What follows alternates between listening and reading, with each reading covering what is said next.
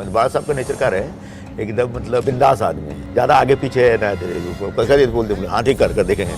एक बार उनसे पूछ ले कि जर्नलिस्ट बोला कि हमने सुना बाबरी निगरानी में आपका हाथ था। हाथ में पाँव रहता है, हाथ नहीं पैर था। 9 में कोर्ट में गई बाबा साहब तो सब बाबा साहब बाहर बोले कि भाई बाबा साहब अगली बार कब आएंगे। तो एक और मस्जिद गिरा आता हूँ रात के 10 बजे के बाद, तो हमारे साथ बैठ के चर्चा करते रहे और एक सवाल पूछे कि क्या सवाल है। तो बोले कोई बेवकूफ बोल रहा है कि बाबा साहब दंगा, हाँ चल जवाब देता हूँ ना। मतलब वो मतलब हेड ऑन कोलिजन वाले आदमी रहेंगे। और दोपहर का सामना एक बहुत पॉपुलर अखबार होगी और दोपहर का सामना मतलब इतना कि 30,000 कॉपी तो सिर्फ मुसलमान लोग पढ़ते रहे कि भाई बाल ठाकरे क्या बोले हैं, बाला साहब शिवसेना आज क्या बोल रहे मुसलमानों के बारे में। लेकिन बीच फिर बाला साहब हमारे एडिटर हैं, हम उनका एग्जीक्यूटिव एडिटर हैं, तो रेगुलर उनके पास जाए।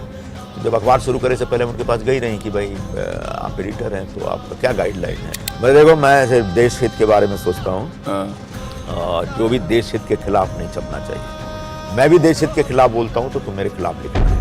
तो जैसे ही पहुंची बड़ा साहब लता मंगेशकर मैडम के साथ बाहर निकला था, वो लता दीदी बाहर निकले थे अपने रूम से, हो गया हम जो दोनों को पैरिश में। तो लता दीदी को पूछे कि पहचानती हूँ इसको, मराठी में पूछे कि ना ओळखता का। तो बेचारी चुप रहे, बोले निरुपम हिंदी सामना का संपादक हो। मैं लता दीदी के बताइए हो कि इसको हम राज्यसभा में भेज रहे हैं।